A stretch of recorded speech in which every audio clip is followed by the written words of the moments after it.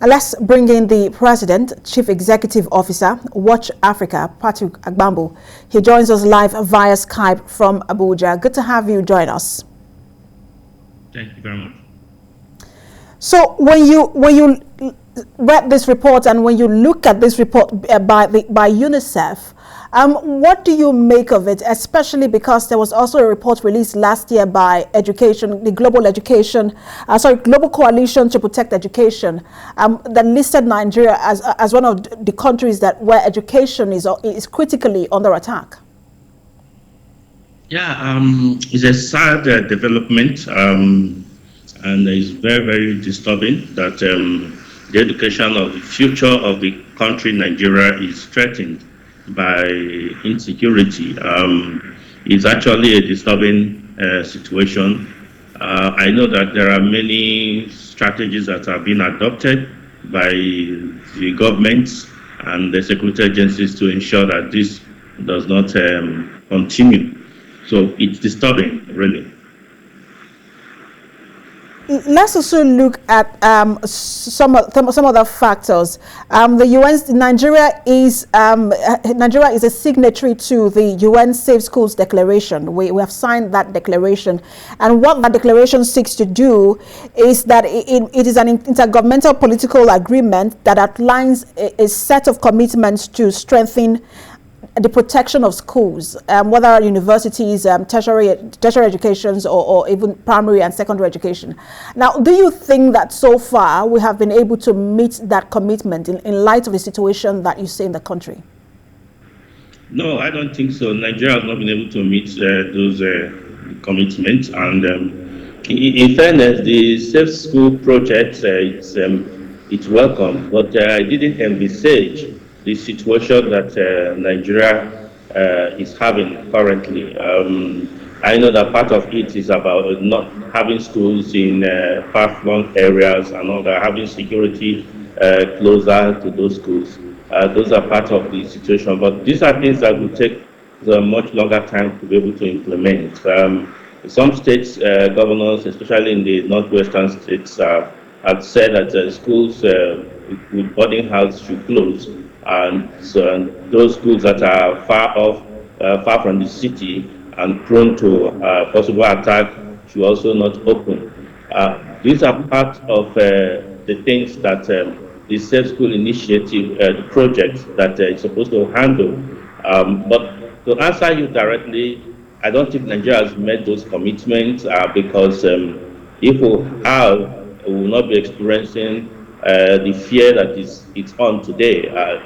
The report by the UNICEF is true because I have visited Northwest recently, and most of the children and they are saying that they don't intend to go back to school because of the fear of being adopted. Parents are not even willing to also allow their children to go to school. So I think something drastic needs to be done if we must get these children back to school. And that's the concern, the fact that parents, understandably so, are not willing to send their children back to school. No parents wants to be at home and get a call that their child has been kidnapped or killed during a kidnapping. What impact do you think this will have? Because sometimes we look at this situation and think of the immediate impact. Children will not return to school. But in months, in years to come, what impact do you think it will have first on the society and then on the education sector? It's already having. Now it's going to have a terrible impact. The psychology of those children that have been victims, it's something that you can't actually explain. Because they are frightened. So in years to come, they will be having post-traumatic syndrome of post-traumatic syndrome disorder, and because of the situation, the trauma they went through. And in terms of productivity in the country, educational wise, it's going to be grossly affected because those children that are not going back to school will not be able to meet up with their mates, with their peers in the other parts of the country that normal schooling is continuing. And because we're having a unitary system of education examination, WAEC and NECO and all that, their performance will not be something that anybody will be proud of. So it's going to have a lot of negative effects on the future of these children and the future of the nation Nigeria. And let me just ask you this quickly before we let it go. How then do we create a safe space for children which will ensure uninterrupted learning process? Yeah, I know that currently, as we speak, there are military operations that are going on that are making sure that these bandits that have taken adoption of these children as a way of business be taken care of. So a bit of sanity is returning back to those areas, those trouble areas. I know that with time, the confidence will restore with the maybe with the Nigerian spirit, but we need to be able to do more. First, I agree with some of the state governors that says that schools should rather be in areas where security can easily be mobilized to protect, just as it is part of the Safer School initiative. And boarding system must not be scrapped.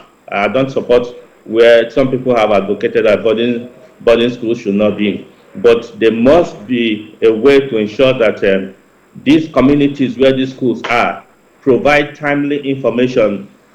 Communities must be involved in making sure that these schools are not wantonly attacked by these bandits. There is no community that has been attacked that the community, somebody in the community do not know about it. They know about it, but because of the conspiracy of silence, is allowed to happen. So I think going forward, we must ensure that schools are more protected by getting them well secured, and also making sure putting into the children themselves the confidence that they will be safe, because that is another situation. Even if the schools seems to be protected and the children are lacking the confidence, they are so afraid, then the learning will become difficult.